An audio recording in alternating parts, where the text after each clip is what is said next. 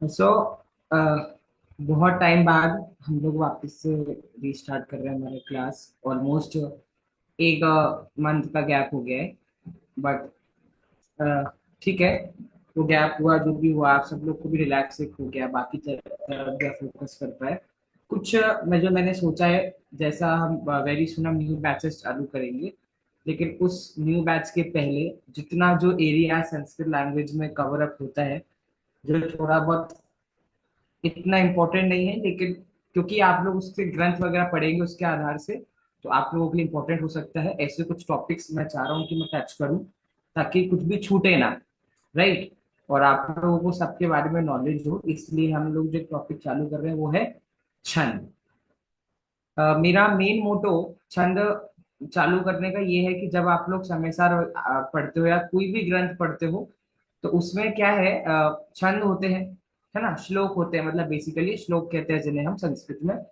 तो उसमें आपको उसको गाना कैसे है, राइट, उसको गाने की लय क्या है, आपको कैसे पता चलेगा कि ये जो छंद है 4 लाइनों का, इसमें इस तरीके से गाना है, 2 लाइनों का छंद है तो उसे इस तरीके से गाना है। और एक बहुत अच्छी सुविधा ये हम लोग को मिल गई है, वो ये है कि आजकल छंदों में लिखा होता है ऊपर, शार्दूल विक्रम लिखा है, उपेंद्र वज्रा लिखा है, उपजाति लिखा है। बट हम लोग को पता नहीं उसको गाना कैसे है। मतलब जब हमको कोई पढ़ा रहा है सामने वाला, तो हम उसके साथ में गा लेंगे। खुद का स्वाध्याय करोगे, जब आप खुद अब जब बैठोगे, तो आप पकड़ नहीं पाओगे कि इसको गाना कैसे है। एक प्रॉब्लम ये आती है। दूसरी प्रॉब्लम क्या है, जब हम छंदों को पढ़ते हैं, तो जो स्टूडेंट्स पढ़ते हैं संस्कृत लैंग्वेज, तो उनको एक चीज सिखाई जाती है कि आपको आइडेंटिफाई कैसे करना है कि वो छंद कौन सा है। राइट। आप उसको देख करके, अब उसमें पूरा एक काउंटिंग का फंडा एक लगता है, बड़े लेटर्स कितने हैं, छोटे लेटर्स कितने हैं, उनको गिन के जितना जितना उनमें नंबर जाता है, अलग अलग नंबर्स के अलग अलग छंद होते हैं। अब मेरा कंसर्न जो आपको है वो, क्योंकि हम लोग के पास फैसिलिटी ये है कि हर जगह आजकल लिखा है कि ये छंद ये वाला, ये छंद ऐसा है, ये छंद ऐसा है, आपको सिर्फ उसका गायन करना है। तो मैं आपको उसको कैलकुलेट करना नहीं सिखा करके सीधा आपको बताऊंगा कि अगर आपको कोई छंद आपके सामने है और उसके ऊपर लिखा है कि इस छंद को द्रुत विलंबित है, या उपजाति है, या उपेंद्र वज्रा है, या कोई भी हेडिंग उसके ऊपर डली हुई है, तो आप कैसे पता करोगे कि इस छंद में कैसे हमको गाना है। अब गाना कैसे है, उसकी लय क्या होती है, उसके लिए हर, जैसे हम कहते हैं ना कि किसी भी चीज की परिभाषा होती है, वैसे हर छंद का एक आपका लक्षण होता है। लक्षण मतलब होता है एक आइडियल स्टैंजा होता है, इस तरह से उस छंद को गाना है। मैं स्क्रीन शेयर करता हूँ, वैसे मैंने आप लोग को शेयर कर दी है पीडीएफ। अभी जब छंद पूरा हो जाएगा तो इसके बाद इसी में अलंकार वाला टॉपिक भी दिया है, तो वो अलंकार वाला टॉपिक भी हम इससे ही पढ़ेंगे।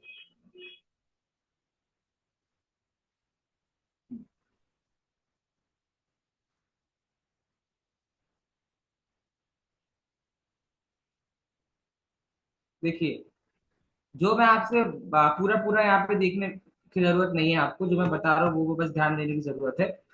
मैंने आपको बताया था कि जब जो स्टूडेंट संस्कृत स्टडी करते हैं उनको क्या किया जाता है, उनको एक फैसिलिटी दी जाती है कि आप छंद को देखो और उसमें कुछ कैलकुलेशंस करो, जिसके थ्रू आप पता कर सके कि छंद कौन सा है। हम लोगों को जैन ग्रंथों में ये बहुत अच्छा फायदा है।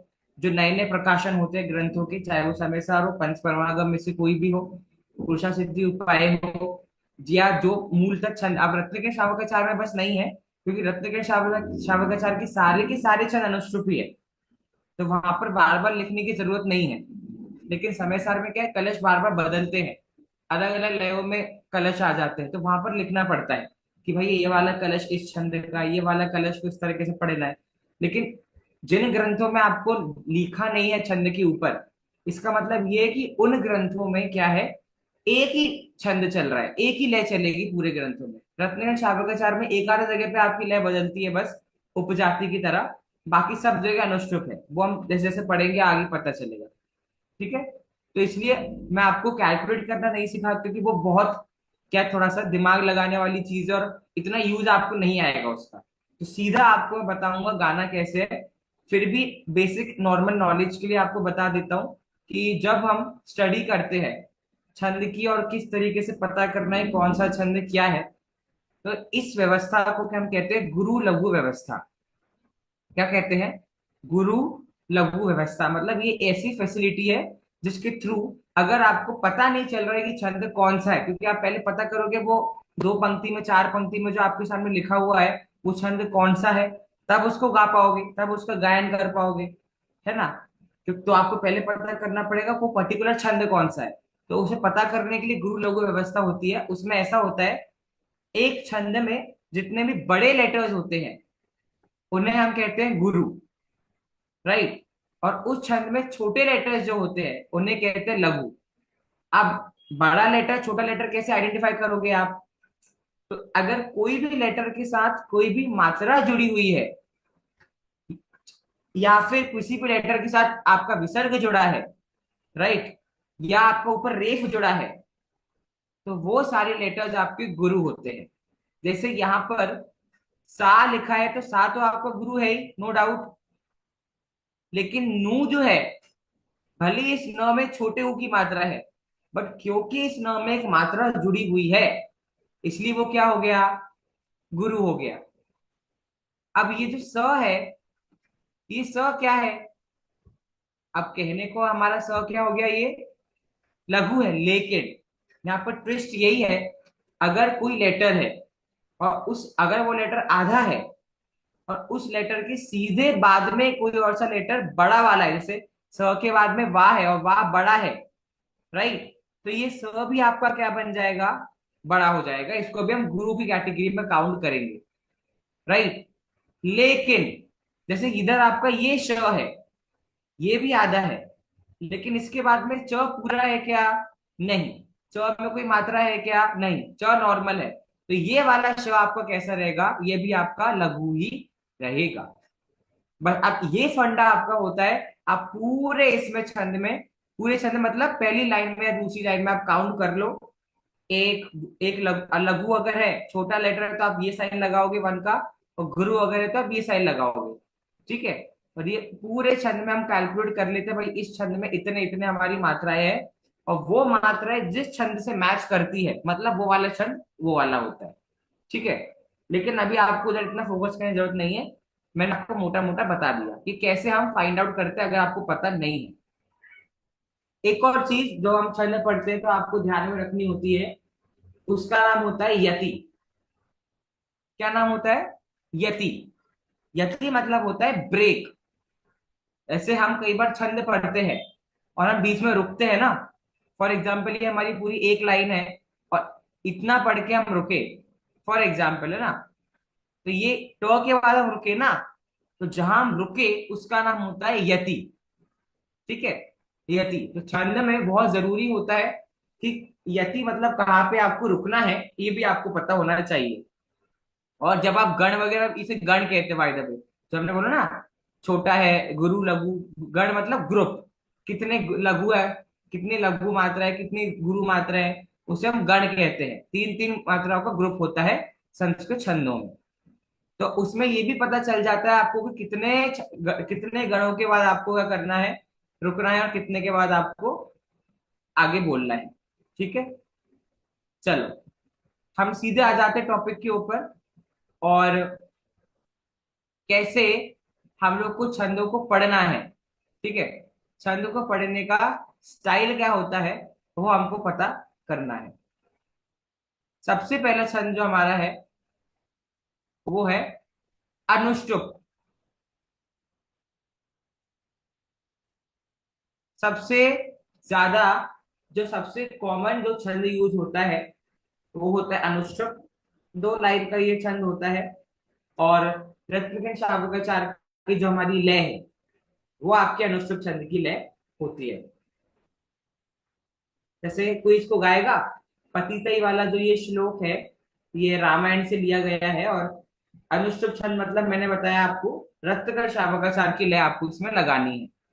कौन लगाएगा, हार्दिक जी ट्राई कर रहे हैं, हाँ हाँ करिए, सर।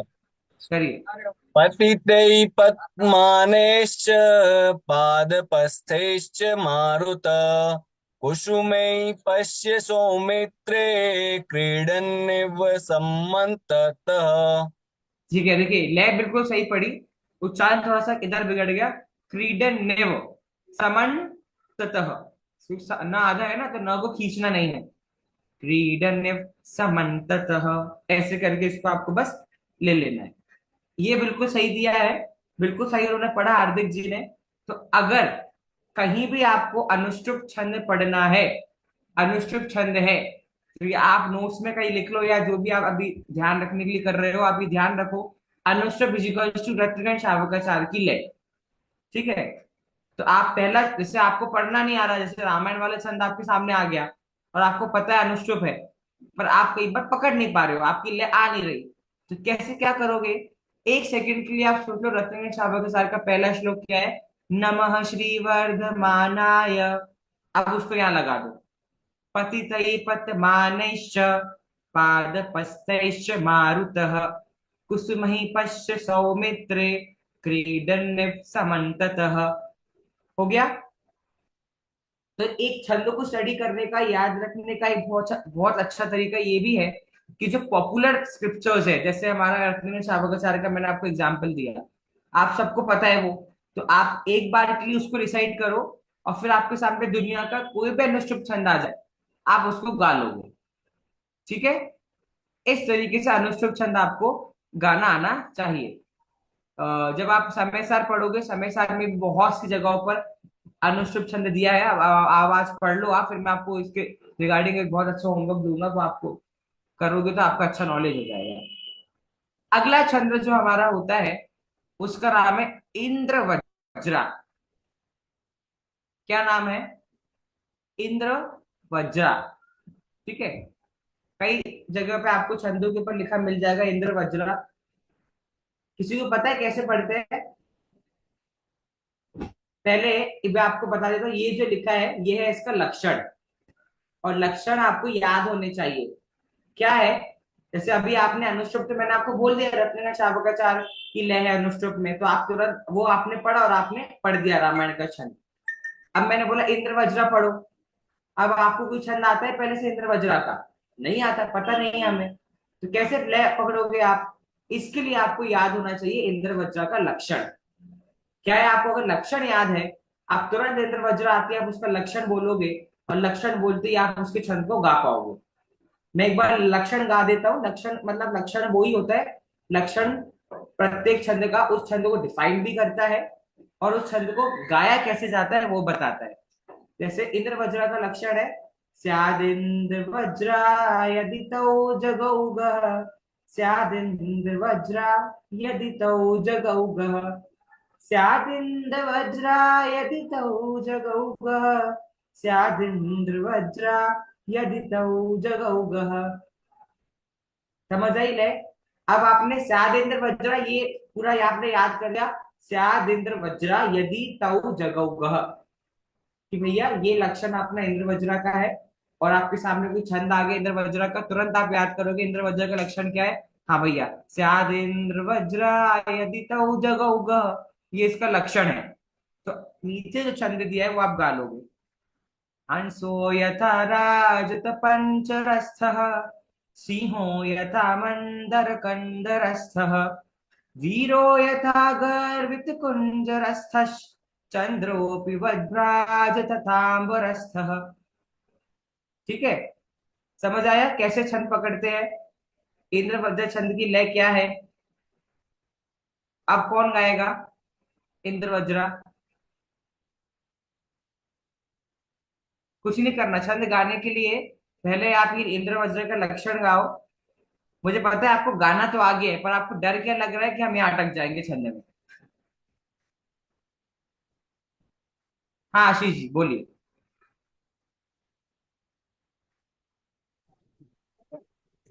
हंसौ यथा राजतपञ्जरस्था,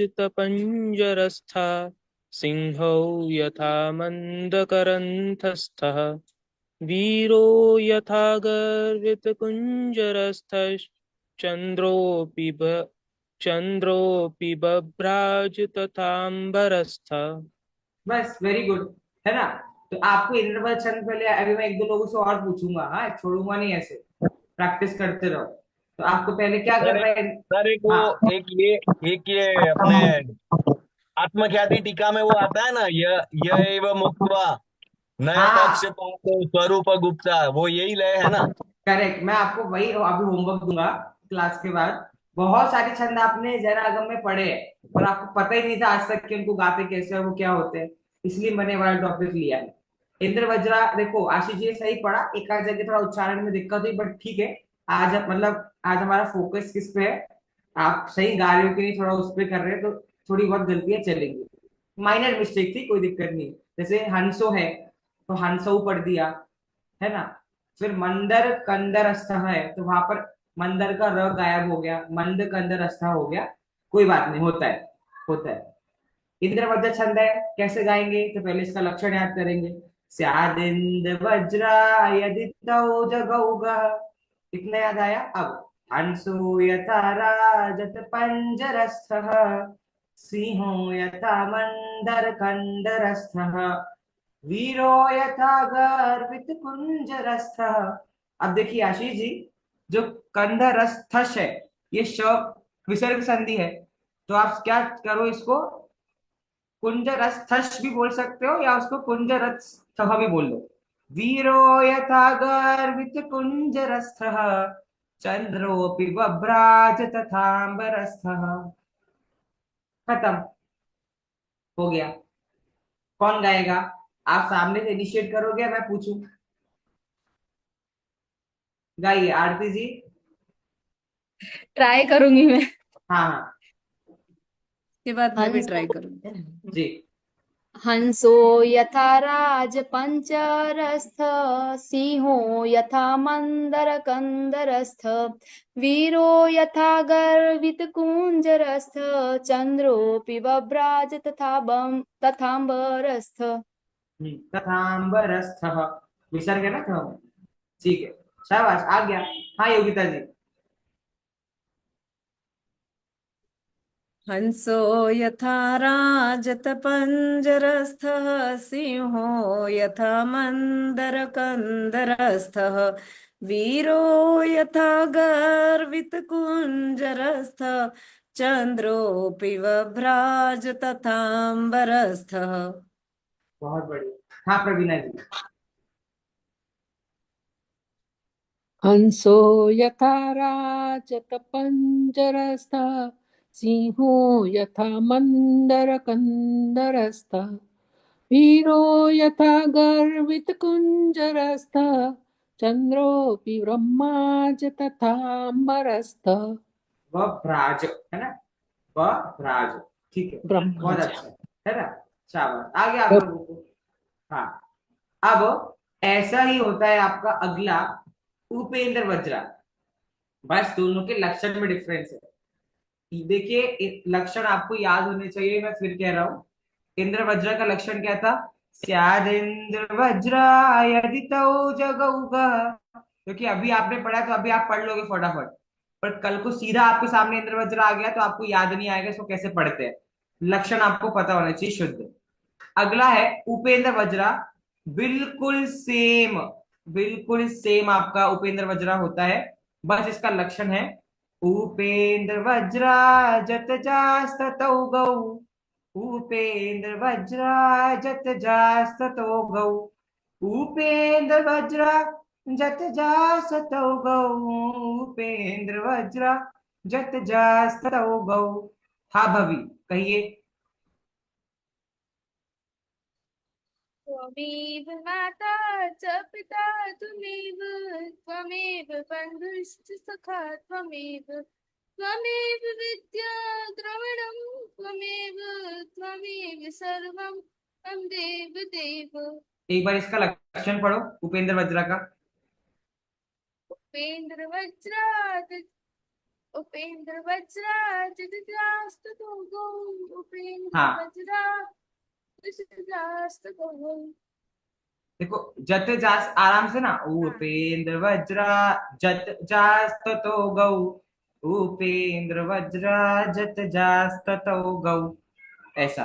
अभी त्वमेव माता वाला कितना पॉपुलर छंद है, हम बचपन से स्कूल्स में उसको हाँ, पढ़ते थे और हर जगह सीखते थे। पर हमें मेरी बुक में है संस्कृत की। हाँ, पर हमें आज तक पता ही नहीं था कि ये उपेंद्र वज्रा छंद है। राइट। कौन सी बुक है आपकी भवी? सेमुशी? मेरी दिव्यम है, नहीं दिव्या? दिव्यम। आपका सीबीएसई बोर्ड है? हाँ, चलो, तो ये त्वमेव माता वाला छंद जो है, उपेंद्र वज्रा वाला श्लोक है इसका। त्वमेव माता च पिता त्वमेव, त्वमेव बंधो सखा त्वमेव, त्वमेव विद्या द्रविणं त्वमेव, त्वमेव सर्वं मम देव देव। हमने एक समय सार का छंद पढ़ा है ऐसा, कलश, याद आ रहा है किसी को? आत्मा स्वभावं परभाव भिन्नम। पूर्णमात्यन्तविमूर्तमेकं विलीनसङ्कल्पविकल्पजालं प्रकाशयन् शूद्रनयोऽभ्युदेति। शाबाश, है ना? पर बस अब इसके से, ऊपर तो उपजाति लिखा हुआ है। हाँ भाई, उस पे भी आ रहे उस पे। आपने इंद्र वज्र उपेंद्र वज्र समझा? ठीक है। अब जो उपजाति है वो इंद्र वज्रा और उपेंद्र वज्रा का मिक्स होता है। ठीक है। लय उसकी भी एकदम सेम होती है जैसे इंद्र वज्र उपेंद्र वज्र का होता है। बस जब जहां पर दोनों छंदों का एक साथ काम आ जाता है वो होता है उपजाति। अब ऐसा क्यों है? तो जैसे मैंने आपको पहले समझा था, गण का जो फंडा है यहाँ पर कि इतनी मात्रा गुरु लघु मात्रा उस हिसाब से है। लेकिन अभी आप वो आप छोड़ दो। आप तो बस याद रखो, अगर छंद इंद्र वज्रा है या छंद उपेंद्र वज्रा है या छंद उपजाति है, तीनों को गाने का तरीका आपका क्या है? एकदम सेम है, लेकिन लक्षण तीनों के अलग अलग है। ठीक है। मैं लक्षण में बार बार फोकस कर रहा हूँ क्योंकि अगर आप लक्षण भूल जाओगे तो आप गाने का टेक्निक भूल जाओगे, इसलिए लक्षण आपको पता होना चाहिए। इंद्र वज्र का लक्षण क्या है? स्यादिंद्र वज्रा यदि तौ जगौगा।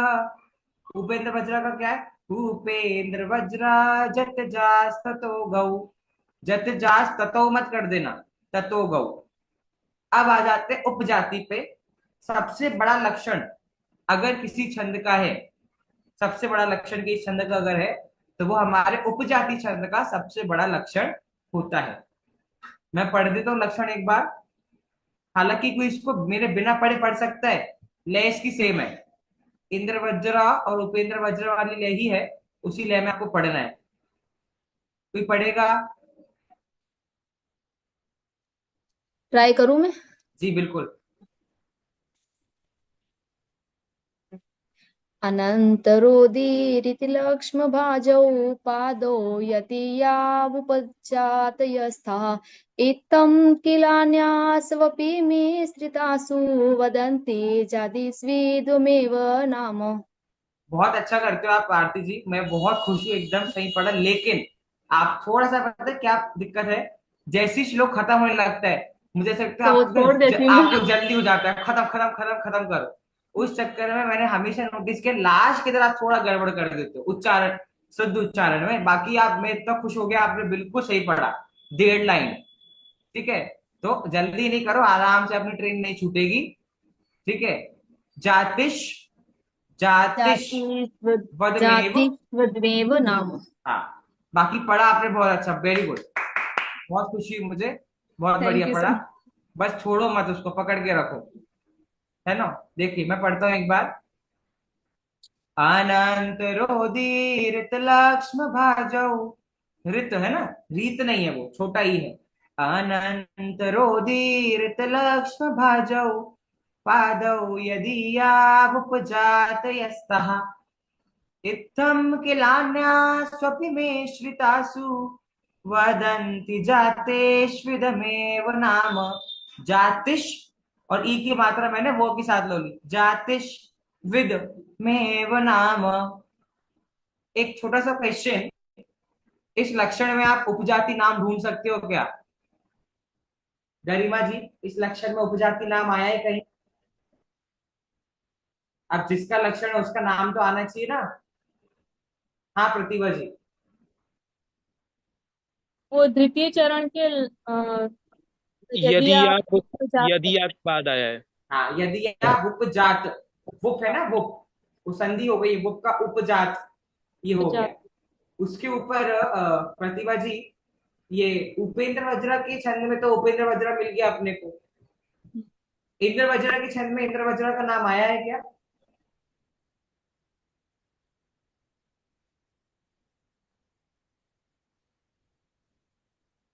इसके लक्षण में क्या है? स्याद के बाद ही इंद्र वज्रा हाँ, वैसे आया है। स्याद, स्यात हो जाएगा वो, स्यात और इंद्र, है ना, तो इंद्र वज्रा करके आ जाएगा। ऐसे जिस चीज का लक्षण है, वो जिस छंद का लक्षण है, वो उस छंद के लक्षण में उसका नाम आता है। ठीक है, तो जो मैंने अभी आपको पांचवा कलश बोला अनंत रोधी वाला, वो क्या है, उपजाति का ही लय है उसमें, है ना, तो उसको गाने का तरीका भी यही। आगे बढ़ते हैं।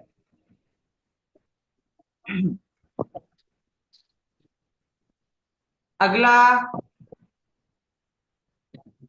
मालिनी, मेरा फेवरेट छंद है मालिनी। देखिए इसका लक्षण है न न मययौतेयम। अब यहाँ थोड़ा कंफ्यूजन होता है, न न म य यू तेयम, न न मययौतेयम मालिनी भोगिलोकई। अब मालिनी से प्रॉब्लम क्या है, अभी तो मैं आपको समझाने के लिए स्लो स्लो बोल रहा हूँ, न न म य, लेकिन मालिनी इतना स्लो छंद है नहीं। जब आप मालिनी की शुरुआत करोगे थोड़ा स्पीड पकड़ता है मालिनी। न न मयोतेयम मालिनी भोगिलोकै, न न मयोतेयम मालिनी भोगिलोकै। ठीक है, 4 लाइनों का होता है ये छंद भी। न न मयोतेयम मालिनी भोगिलोकै, न न मयोतेयम मालिनी भोगिलोकै। देखो छंद पढ़ेगा कोई, मैं पढ़ देता हूं एक बार, थोड़ा सा जटिल है लेकिन आप लोग कर लोगे, मुझे भरोसा है पूरा। फिर भी मम हि पितृभिरस्य प्रस्तुतो ज्ञाति भेदस। देखो एक रूल है छंद पढ़ने का, अगर किसी भी लाइन की शुरुआत आधे स से हो रही है, रस्व स से, तो उसको आप उसकी पहली वाली पंक्ति के साथ ही जोड़ दो। ज्ञाति भेदस तदिह महितु दोषो वक्तृभिः पातनीयः, अथ च मम सपुत्रः पांडवानां तु पश्चात्। अब यहाँ पे क्या है, स पूरा है, इसको हम ऊपर नहीं बोलेंगे। सती च कुल विरोधे नापराधयन्ति बालाः ननमयोतेयम्। समय सार का कोई कलश याद आ रहा है? कलश 3 मम परिणति। हाँ, तब मैंने बोला भी था मुझे बहुत पसंद है ये छंद। ठीक है, हाँ, कौन गाएगा ये वाला सामने जो है अभी? सर मालिनी। हाँ मैं प्लीज, बोलिए मैं बोलिए, ट्राई कर सकती हूँ क्योंकि मुझे इसमें बहुत दिक्कत आती है। Please please. आपके सामने मुझे ट्राई करना है। जी। मम हि पितृवीरस्य प्रस्तुतो ज्ञाति भेद मैंने क्या बताया था प्रवीणा जी? ज्ञाति भेदस, आधा उसके ऊपर ले लो।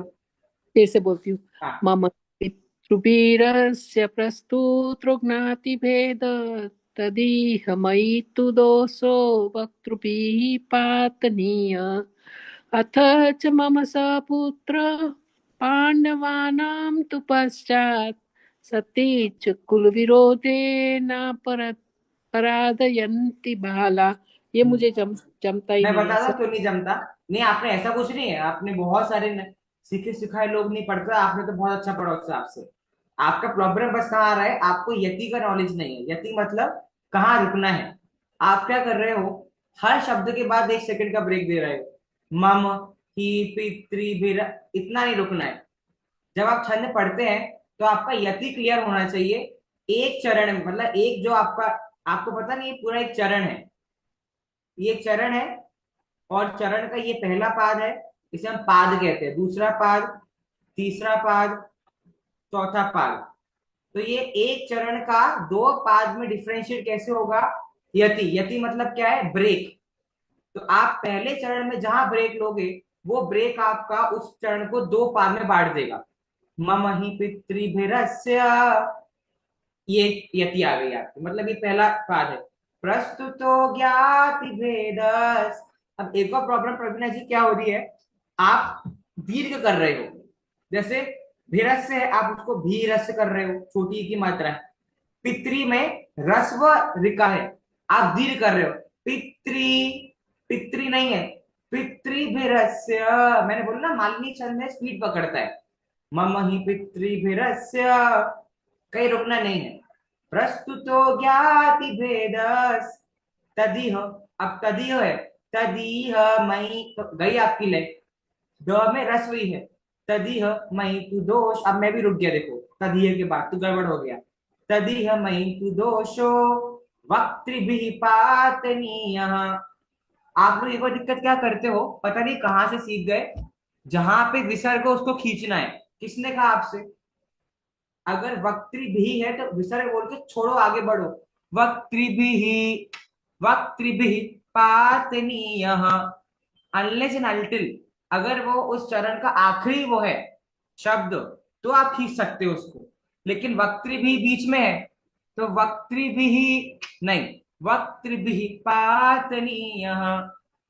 अथ च मम स पुत्रः पांडवानां तु पश्चात्। अब यहाँ पश्चात में हलन है, तुरंत बोल के छोड़ो। पांडव, ये जरूरी नहीं है कि हमेशा खींचो ही।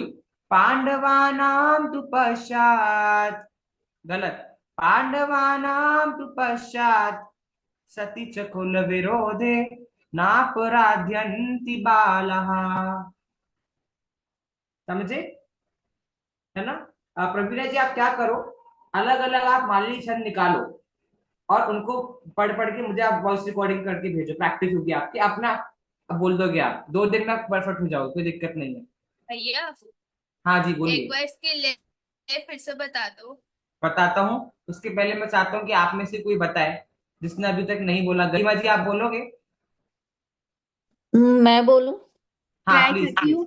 हाँ गरिमा जी बोलिए, फिर ज्योति बुआ जी बोलेंगे, बोलिए। मम हि पितृभिरस्य प्रस्तुतो ज्ञाति भेदस्तदिमयि तु दोषो वक्तृभिः पातनीय। अथ च मम सपुत्र पाण्डवानां तु पश्चात् सति च कुलविरोधे नापराधयन्ति बाला। अभी धयंती क्यों खींचा? नापराध्यन्ति बाल, लेकिन बहुत अच्छा पढ़ा। एक चीज बस मुझे बताओ, ये वर्ड क्या है? पितृभिरस्य। हाँ तो आपने कुछ, आपने पित्रो ऐसा कुछ बोला था कि त्र पितृ पता है ना बोल। आपको? हाँ तो हाँ त्र वो गलत हो गया। पितृ, हाँ वो पितृ। त्र आप उस पे चले गए, वो हमारा हाँ त्रिशूल वाला त्र पे चले गए। हाँ हाँ हाँ बुआ जी बोलिए। हाँ। मम हि पितृभिरस्य प्रस्तुतो ज्ञातिभेदस्तदिह मयि तु दोषो वक्तृभिः पातनीयः।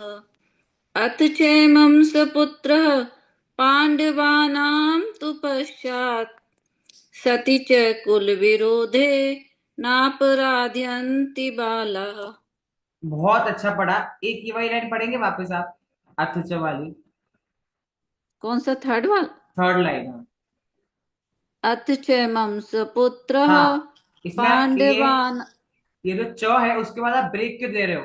अथ च मम सपोत्र, च के बाद तुरंत मम बोलना है, बोलिए एक अथ बार। च मम सपुत्रः। अब मम के बाद ब्रेक आ गया। आप लोग थोड़ा ब्रेक दे रहे हो वर्ड्स के बाद, यति का बहुत ख्याल रखना है। अथ च मम सपोत्र, ऐसा बोलिए एक बार। अथ च मम पुत्रः। अथ च हाँ मम पुत्रः हाँ, अब ये देखो क्या है, पांडवानां। ये मम है, मम हाँ नहीं है। मम, मम नहीं, मम मतलब मम। म और म ये एक ही वर्ड है, अलग अलग नहीं है, इनके बीच में ब्रेक नहीं चाहिए। अथ च मम सपुत्र, आपका क्या दिक्कत हो रहा है? अथ च मम ऐसा नहीं, अथ च मम सपुत्र, इतना बस पढ़िए। अथ च मम पुत्रः हाँ ठीक है, बेटर। अच्छा है, एक और बात, एक और चीज जो आप कर रहे हो, प्रवीणा जी ने भी करा था, ये भेरस्य को खींच क्यों रहे, मतलब ये छोटा री है, भेरा, र को नहीं खींचना, खत्म करो। ममहि पितृ भेरस्य, भीरास्य से गड़बड़ हो जाता है। एक बार पढ़िए आप इतना, पहला लाइन। मम ही पितृभिरस्य। हाँ बस, अब ले क्यों गायब कर दी, अच्छे से ले के मम ही, साथ। हाँ, हाँ मम ही पितृभिरस्य हाँ प्रस्तुतो ज्ञाति भेद। हाँ, ज्ञाति भेदस आ गया। और एक और बात, जब हम मालिनी थोड़ा सा रिस्की क्यों है, जब मालिनी स्टार्टिंग में पढ़ना चालू करते हैं, तो अगर कोई इतने पढ़े ना, मम ही पितृ भीरस्य, तो ऐसा लगता है कि वो सिर्फ बोल रहा है।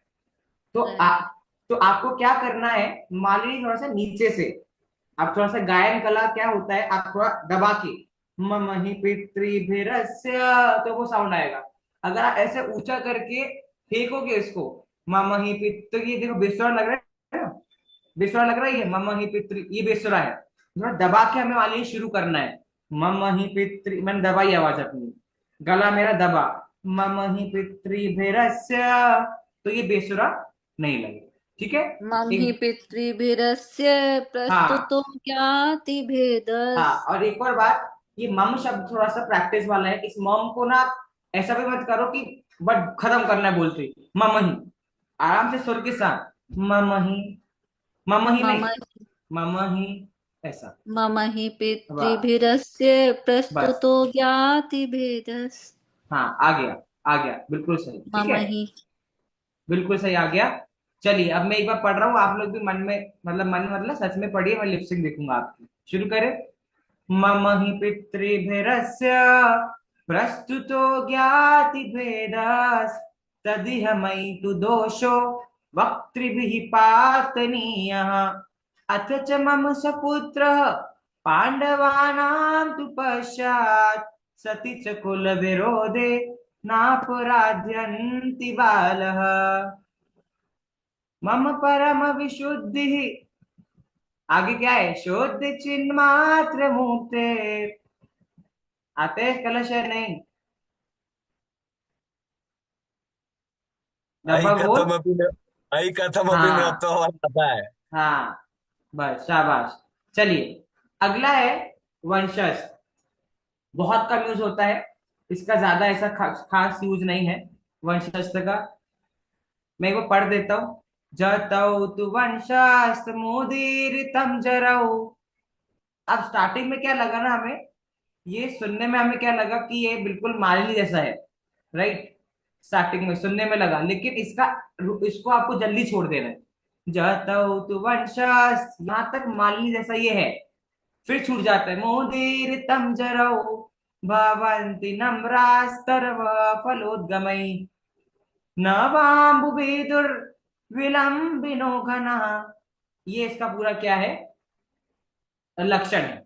वंशस्थ के लिए इसमें वंश वंश वंशस्य लिखा है, लेकिन वंशस्थ छंद होता है, ये लिखा है यहाँ पर। दूसरी बात क्या है, इसके लिए छूट देता हूं, अगर आपको वंशस्य छंद नहीं, इसका लक्षण याद हो तो चलेगा, ठीक है, लेकिन बाकी सबका होना चाहिए, क्योंकि इसका यूज बहुत कम होता है। ओके, इसको मैं ज्यादा ध्यान नहीं दे रहा हूँ, इसको सिर्फ मैंने आपको पढ़ना बता दिया। अनुधृता सत्पुरुषा समृद्धि, स्वभाव एवेश परोपकारिणाम। ये आपका कौन सा छंद है, वंशस्थ। इसके बाद जो हमारा छंद है, हाईएस्ट, सबसे ज्यादा कोई अगर यूज होता है, तो वो आपका शार्दुल विक्रीतम है। जब आप समय सार कलश पढ़ते हो, तो 70-80% आपके जो कलश है पूरे किस में है, शार्दुल विक्रीतम में है। काफी लोगों को बहुत पसंद होता है, मुझे उतना पसंद नहीं, क्यों नहीं है, क्योंकि ये क्या है, बहुत लंबा होता है, तो ये थोड़ा बार बार एक एक शार्दुल विक्रीतम अगर लगातार पढ़ो, थोड़ा सा बोरिंग हो जाता है, लेकिन सबसे ज्यादा इसका यूज होता है। और कौन से आचार्य ने अपने परिचय में इस शब्द का प्रयोग किया है, शार्दूल विक्रीडितम। समन्वृत, आचार्य समन्वृत। हाँ और अपने जो ये आता है ना मंगलाष्टक, वो भी यही लय है। हाँ, शाबाश, है ना। वो तो मैं समझ गया था, आप गायन के तो मास्टर हो ही, वो तो मैं समझ गया था, बस हमें पता होना चाहिए कौन सा छंद भी है, वो भी अच्छा रहेगा। तो शार्दुल विदितम में क्या है, बहुत यूज होता है, इसका ज्यादा यूज होता है। और इसका लक्षण ये लिखा है सामने, आपके सामने ब्रैकेट में। सूर्याश्वर, आप में से किसी को आता है इसका लय, या मैं पढ़ के बताऊं? सूर्याश्वर्य दिमा सजौ सततगः शार्दूल विक्रीडितम। सूर्या, सूर्य बोल दो, या तो श है ना उसके बाद। सूर्याश्वर्य दिमा सजौ सततगः शार्दूल विक्रीडितम। अब ये थोड़ा सा बोरिंग इसलिए भी है क्योंकि इसके चारों लाइन एक से चलती है, इसमें ऊपर नीचे नहीं होता। वापस पढ़ रहा हूँ। इसमें क्या है, मैंने सोचा था कि अगर आप श को विसर्ग कर दो, लेकिन अगर आप श को विसर्ग करके पढ़ोगे तो आप आगे नहीं बोल पाओगे, दिक्कत आएगी। तो श को शाही पढ़ो, सूर्याश्वर्य यदि, क्योंकि श जो है वो आपका वही को सपोर्ट कर रहा है। सूर्याश्वर्य दिमा सजौ सततगः शार्दूल क्रीडितम। भैया ये छंद तो आना ही चाहिए, कोई आए ना आए तो एक बार चलेगा, वैसे तो नहीं चलेगा, लेकिन ये आपको आना ही चाहिए। सूर्याश्वर्य दिमा सजौ सततगः शार्दूल क्रीडितम। वत्सायाश्च रघुदुहस्य च शिशा वस्मिन्नभे व्यज्यते संवृत्ति प्रतिबिंबतेव निखिला सैवाकृति साधिति सा वाणी विनयः स एव सहजः पुण्यानुभावोऽप्यसौ हा हा देवि किमुत्थमै मम मनः पारिप्लवं धावति। कौन पढ़ेगा? हमसे ना हो पाएगा ऐसा। ये तो थोड़ा कठिन श्लोक है आपके सामने जो आ गया, लेकिन इतना कठिन नहीं है। अच्छा, लक्षण तो पढ़ सकते हैं योगिता जी? लक्षण पढ़िए एक बार, सिर्फ सूर्या। मैं पढ़ता हूँ एक बार आपके लिए वापस, फिर आप पढ़ना। सूर्याश्वर्य दिमा सजौ सततगः शार्दूल क्रीडितम। Over to you. सूर्याश्वर्यदि, बहुत अच्छे जा रहे हो, सही तो गए। मुझे लगा सूर्या, गलत ले लिया। अरे ऐसे क्यों लगा आपको? पढ़िए। सूर्याश्वर्यदि मास जो सततगा शार्दूल क्रीडिता। क्रीडितम। देखिए अच्छा है, मैं आपको एक ट्रिक बताता हूँ। जब आप पहली बार कुछ पढ़ रहे हो और आपको अटक रहा है, तो आप बिल्कुल स्लो पढ़ो, एक एक अक्षर पढ़ो। सर सूर्याश्वर्य मैं पढ़ के बताऊं? एक सेकेंड, एक सेकेंड। हाँ। माँ सजौ सततगः, सीखने के लिए बता रहा हूँ, ऐसे तोड़ तोड़ के पढ़ो आप। सूर्याश्वर्य दिवा सजौ सततगः शार्दूल क्रीडितम। हर्षिता जी ट्राई करोगे आप तो छुप के बैठे हो आज। हर्षिता जी हंसमी छुपे, हाँ बोलिए हार्दिक जी। इसके बाद जिन्होंने हाथ उठाया उनसे पूछेंगे। मैं जैसे वो मंगलाष्टक वाली धुन में जैसे गाता हूँ उस हिसाब से बता दो, उस हिसाब से जी बता, बिल्कुल। उसमें कहीं कुछ गलती हो तो आप बताना।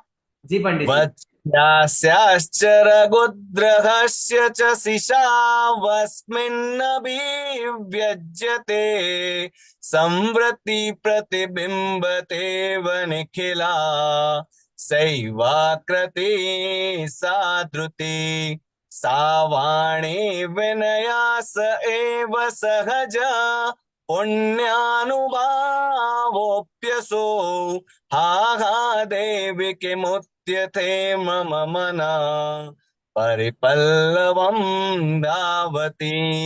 पारिप्लवम धावति, पारी है ना वो। एक बार लक्षण पढ़िए इस लय में। सूर्यास्य वैर्यदि मास जोषततङ्गा शार्दूल विक्रीडितम्। सूर्याश्वर्य दिमा सजौ सततगः ठीक है। शार्दूल विक्रीडितम्। अब जिन लोगों का ऐसा है कि भैया हमको उतार चढ़ाव चाहिए थोड़ा सा, एक ही लाइन में हम 4 लाइन नहीं पढ़ सकते, मतलब बोरिंग हो जाएगा, तो ये ला अच्छी है। सूर्याश्वर्य दिमा सजौ सततगः शार्दूलवे क्रीडितं सूर्याश्वर्यदिमा सजौ सततगः शार्दूलवे क्रीडितम्। हम्म। हाँ, एक्चुअली हाँ, बोलिए। मुझे ये बोलना था क्या होता है जैसे हम पढ़ना स्टार्ट करते हैं तो जो फेमिलियर वर्ड है ना वो तो फिर भी बना लय में बोल जाते हैं, पर अब जैसे हम्म। ये शिशावस्मिन विभज्यते हाँ तो इसको तोड़ने में बहुत इशू होता है कि हम हाँ, कहाँ इसका कहाँ क्या उसको है ना, ब्रेक कर। इसलिए मैं छंद पढ़ा रहा हूँ ताकि आपको पता होना चाहिए यति हम कहाँ लेते हैं, कहाँ रुकते हैं और एक छंद कैसे पढ़ते हैं। आपने भी सीख लेना शादी मतलब कैसे पढ़ते हैं। जैसे आपने भी लक्षण बोला, ओनली लक्षण मैं आपको क्यों पढ़ा रहा हूँ, आप लक्षण पढ़ के सीख जाओगे एक बार तो आप श्लोक पढ़ सकते हो। जैसे लक्षण क्या है, सूर्याश्वर्य दिमा सजौ सततगः शार्दूलवे क्रीडितम्, इतना सीखा। अब आप पढ़ ही लोगे छंद। देखो, वत्सायाश रघुद्वहस्य च शिशा वस्मिन्नभिव्यज्यते।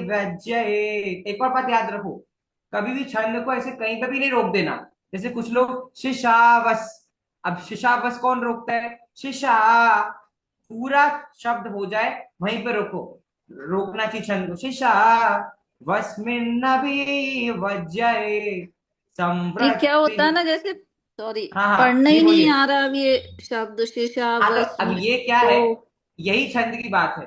जितना ज्यादा हम्म प्रैक्टिस करोगे, ये तो क्या है आपके लिए नया है, लेकिन आप जब समय सार कलश वगैरह उठाओगे, मेरे लिए वहीं पर इसका यूज है शादी व्यतीत वगैरह का, तो वो तो हम्म इतने कॉमन छंद है कि आप पढ़ पाओगे उसको। और मैं इसलिए छंद की प्रैक्टिस करा रहा हूँ कि अब आप जाके पढ़ो, चालू करो। आप अटकोगे अभी भी, लेकिन पहले जितना अटकते थे ना, उससे बहुत कम हो जाएगा अटकना आपका। और इसीलिए हम क्या करते हैं, आप बड़े हो गए, बच्चों को हम क्या बोलते हैं, स्तुतियों का पाठ करो, इसका पाठ करो। आप लोग बढ़िया कलशों का पाठ करो, आपको लय सबकी पता है बढ़िया छंद कैसे पढ़ते हैं। आप पाठ करो, एक दिन परफेक्ट होगा आपका। जितना आप उसको डिसाइड करोगे उतना परफेक्ट होगा। अभी आप सीख रहे हो तो पहले के मुकाबले आपका बेटर होगा, और आप खुद पढ़ते जाओगे, प्रैक्टिस करते जाओगे तो परफेक्ट भी हो जाएगा। ऐसा है। क्या और होता है नया, हम लोग ना जैसे यहाँ आत्मानुशासन का स्वाध्याय हाँ, करते हैं तो अब वो करेक्ट, उसमें तो इतने वैरायटी है तो वो पढ़ना बहुत ही हाँ। मुश्किल होते हैं वो तो पहली आत्मानुशासन चीज क्या के। है, हम पहले वैरायटी सीख रहे हैं, भैया क्या क्या वैरायटी के छंद होते हैं, उसके बाद उसको पढ़ेंगे। शास्त्री लोग भी जब पहली बार छंद पढ़ते हैं तो वो भी अटकते हैं, हम भी अटकते हैं, हम भी पढ़ के आए ना, तो हमें भी सिखाते हैं। तो पहली बार तो हर कोई अटकेगा, लेकिन अगर आपको छंद की नॉलेज है तो आप एक बार ही अटकोगे, फिर नहीं अटकोगे। ऐसा है, आप बार बार अटके जा रहे मतलब आपको छंद का नॉलेज नहीं है, इसलिए मैं आपको छंद स्टडी करवा रहा हूँ। ठीक है। हाँ प्रवीणा जी, आपको ट्राई करना है या कुछ कहना है?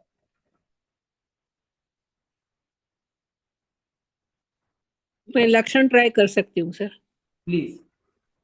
सूर्यास्वैर्यदिमा सजौ सततगा शार्दूलमी क्रीडित शार्दूलम सही जा सूर्या रहे हो। सूर्यास्वैर्यदिमा सजौ सततगा शार्दूलमी क्रीडितम्। एक बार ये क्या है, इसको पढ़िए। शार्दूल विक्रीड अच्छा थोड़ा विक्रीडित अच्छा गुजराती प्रॉब्लम में समझ गया मैं। शा- शार शार्दूल शार ठीक शार्दूल है, नो, विक्रीडित। ठीक है। अभी तो भैया असंभव, इसको तो कोई सही नहीं कर सकता, ठीक है चलेगा। नहीं नहीं हाँ करेंगे। हाँ, हो जाएगा हो जाएगा। हाँ आशीष जी बोलिए। वत्स्याश्च रघुद्वहस्य च शिशा वस्मिन्नभिव्यज्यते हम्म। संवृत्तिः प्रतिबिम्बतेव निखिला सैवाकृतिः साद्युतिः सा वाणी विनयस्त एव सहजा पुण्यानुभावोऽप्यसौ हा वाह, हा देवि किमुत्यथैर्मम मनः पारिप्लवं धावति। हाँ बस एक बात का ध्यान रखिए, ये किमोथैर, क्योंकि यहाँ मम का रेश है ना, तो र का साउंड भी इस पर आना चाहिए। हा हा देवी किमोथैर मम मनः, ऐसा आना चाहिए। ठीक है, जो र का साउंड है वो आपका थई के साथ आ जाना चाहिए। हाँ भवी, भवी के साथ ट्राई करेंगे फिर आगे बढ़ेंगे अगला छंद में। मैं इसका लक्षण ट्राई करूंगी एक बार। हाँ हाँ हाँ, सूर्याश्वयर्तिमा सततं सत सतत गाहा शार्दूलविक्रीडितं सूर्याश्वयर्तिमा सततं सततगाः शार्दूलविक्रीडितम्। आज सबको बड़ा मजा आ रहा है। हाँ मीना जी, आप भी ट्राई करो, ट्राई कीजिए। सूर्याशवैर्यति मासजो सततगाः शार्दूलविक्रीडितम्। वेरी गुड, उच्चारण आपका सही हो रहा है धीरे धीरे, मतलब काफी पहले के मुकाबले अच्छा शुद्ध आने लगा है। चलेगा, लय का तो इतना थोड़ा बहुत, अब वो तो गायन करा, Sir, उसमें कुछ प्रॉब्लम नहीं है, Sir, वो you चलेगा। sing once, please. ओके, एक बार फाइनल इसको पढ़ लेते हैं, फिर आगे बढ़ेंगे, टाइम भी हो रहा है। अब कुछ लोग क्या कर रहे हैं, वत जो है ना वो तो आधा है, जैसे आशीष जी ने मतलब वत को पूरा बोला, वत का तो आधा है, उसको मतलब आधा चीज को बोलो छोड़ो। वत्सायाश रघु दोहस्य चशिषा वस्मिन्नभि वज्यते संवृत्ति प्रतिबिंबते व निखला सैवाकृति साद्युति सावाणी विनय स एव सहज पुण्यानुभावोऽप्यसौ हा हा देवि किमुत्थथैर्मम मनः पारिप्लवं धावति कुर्वन्तु ते मंगलम। ठीक है, चलिए, कुर्वन्तु ते मंगलम और कुर्वन्तु नः मंगलम में क्या अंतर है, किसी को पता है? कुर्वन्तु ते मंगलम और कुर्वन्तु नः, दो चीज पढ़ते ना हम, तो कुर्वन्तु नः मंगलम में क्या अंतर है और कुर्वन्तु ते मंगलम में क्या अंतर है? हाँ गरिमा जी बोलिए, अनम्यूट अनम्यूट। कुर्वन्तु नः मंगलम मतलब सभी का मंगल हो, है ना। और कुर्वन्तु मे मंगलम मतलब मेरा मंगल हो, और कुर्वन्तु ते मंगलम मतलब और भी जो भी साथ में बैठा है।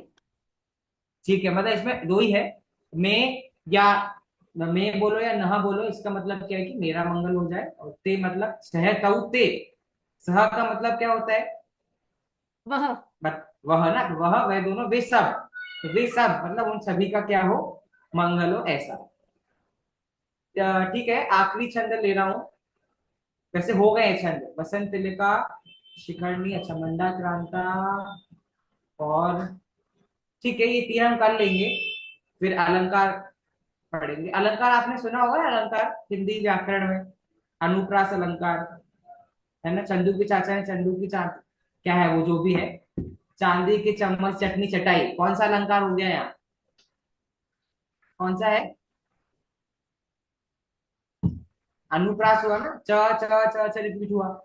तो ये भी अच्छी इंटरेस्टिंग चीज है संस्कृत भाषा में, छंद और अलंकार ये आपके साथ साथ में चलते हैं, दोनों दोस्त हैं एक तरीके के। अच्छा, मेरा होमवर्क ये है, जितने छंद हमने पढ़े हैं अभी तक, जितने छंद हमने पढ़े हैं, वो सब छंदों का आप सबको एक एक एग्जाम्पल लाना है हमारे जैन आगम से, और ये तो आप ला ही सकते हो। प्रेफर हम करेंगे कि हम समय साथ कलश को लाएं, प्रेफर हम लोग वो करेंगे, मतलब आप 5-7 हमने छंद पढ़े तो उसमें से कम 4 छंद तो आपके समय साथ कलश, आपको सारे मिल जाएंगे। और ट्राई करिए वो कॉमन ना हो, अब वो कॉमन ना हो तो वो तो कैसे करेंगे, लेकिन ट्राई करना समय साथ कलश वो हो। आत्मानुशासन भी चलेगा, तुलसी सिद्धि उपाय भी चलेगा, और कोई अगर, लेकिन थोड़ा पॉपुलर ग्रंथ चलेगा, समाधि तंत्र, कार्तिक अनुप्रेक्षा वगैरह, ठीक है नियम चलेगा। 7 जी से होगा क्या? हाँ चलेगा चलेगा, वो सब चलेंगे, ठीक है। तो ये हमारे जो बेसिक स्वाध्याय में आते हैं वो, बट हमारा प्रेफरेंस क्या है, समय साथ, क्योंकि अब हमारे बैच एंडिंग की तरफ है, तो हम थोड़ा सा उसको टच करें बीच बीच में, तो अच्छा रहेगा। तो आप ट्राई करना उससे निकालो, मतलब मैक्सिमम नंबर उससे निकालो, 2-3 छंद अलग से भी निकाल लोगे तो चलेगा, ठीक है। तो इतना होमवर्क आप करके आना, कल हम लोग क्लास में डिस्कस करेंगे उसको, अच्छा मस्त मजेदार क्लास कर लेंगे, और फिर हम आगे बढ़ेंगे, ठीक है। मेरा एक प्रश्न है जी कहिए। कि ये संस्कृत में और हिंदी की पूजाओं में, तो संस्कृत में या गाथाओं में तो चलो लिखा हुआ होता है कि ये शार्दुल विक्रीड़ित है या जो भी है, पर पूजाओं में तो ये लिखा नहीं होता है कि अब इसको कहीं लिखा नहीं, होता है, कहीं लिखा नहीं। वो कहीं लिखा होता है। वो क्या है, जो पुराना प्रकाशन होता था उसमें नहीं लिखा होता था। जैसे जैसे आपकी बुक्स नहीं होती जाए, समय सारे भी अगर है, पुराने समय सारे कलशों में भी नहीं लिखा था, क्योंकि तब पता था ऐसा। लेकिन अब सब जगह लिखा आता है कि उपजाति है ये। और जहाँ नहीं लिखा था उसके लिए मैंने क्लास के स्टार्टिंग बताया था, काउंटिंग करने का एक फैक्टर है कि आप ये मात्रा गुरु है, ये लघु है, मतलब मैंने आप शायद जोड़े हुए तो आपको पता नहीं होगा, देखना आप एक बार। लेकिन क्या है, मैंने वो प्रॉपर सिखाया क्यों नहीं, क्योंकि उतना पेशेंस नहीं है।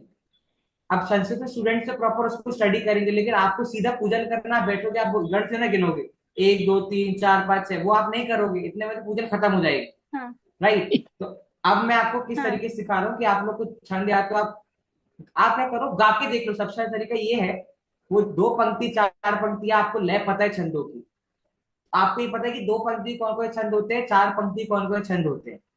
4 के है तो 4 पंक्ति के छंद वाले लय आप गाओ, 2 2 बार, जिसकी लय उसमें फिट बैठ जाती है। सबसे सिंपल तरीका ये है। से इंग्लिश लिटरेचर में हम क्या करते थे बचपन में, वाई मैच हो गई तो मतलब वो आपके फिलप्स में आ जाएगा। वैसे संस्कृत में क्या है, जो आपकी गायन का जो आपका जुड़ गया उसमें कि इसकी लय में सही बैठ रही है, कहीं से तोड़ना नहीं पड़ रहा, गलत नहीं आ रहा, तो मतलब ये छंद है। दिक्कत क्या आएगी आपको, दिक्कत आएगी उपेंद्र वज्रा, इंद्र वज्र, उपजा, तीनों की लय सेम है।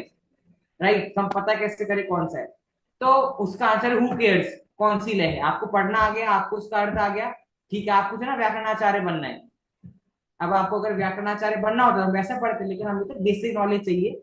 आपको उसका गाने का तरीका आ गया तो बहुत है, उतना चलेगा। और पूजन तो वैसे भी ट्रेंड पूरा खत्म है संस्कृत में, पूजन कोई नहीं करता संस्कृत में। लेकिन हाँ जो बचा कुचा हमारे कलश वगैरह है, ग्रंथ में है, गाथाएं हैं, तो वो सब आता ही लिखा हुआ है। ठीक है। और दूसरा क्या है, जो गाथाएं संस्कृत में ट्रांसलेट होती हैं, जैसे आपके समय सारे में होता है, जैसे हम छाया कहते हैं, मैंने बताया था ना आपको छाया, तो छाया को पढ़ने का तरीका तो सेम, जो गाथा की लय वही वो छाया की लय। वंदित्व सर्व सिद्धि की जो लय है वही वंदित्वा सर्व सिद्धांत, जो संस्कृत का छाया उसकी वही लय। तो उनकी लय अलग अलग नहीं है, बाकी अगर अलग लय तो लिखा आएगा। ठीक है। ठीक। ऐसा। ये हमारी हाँ जो क्लास है परमागम ऑनर्स की है, तो ये अभी हाँ हमारी एंड हो रही है, मतलब जो हमारी पहले से चल रही थी वही क्लास हाँ, है ये वही कंटिन्यू है, वही कंटिन्यू है। जब नया बैच चालू अभी होगा तो इस टाइम पे हम नया बैच लिया करेंगे, तब स्टार्टिंग से पढ़ेंगे। जब तक, तब स्टार्टिंग हाँ, जब तक वो स्टार्ट नहीं हो रहा, अब मतलब with in probably next month तो हो ही जाएगा, और इसके पहले भी हो सकता है, तब तक हम बस चला रहे हैं। और अपनी जो रत्नकरण रावकाचार की चल रही है वो वो अलग कैसे? है। हाँ वो वो अलग है। अलग, हाँ वो अलग चल रही। ठीक है। ठीक है। चलिए मिलते हैं ऑन थर्सडे। ओके। जय जय जिनेन्द्र। जिनेन्द्र। जय जिनेन्द्र।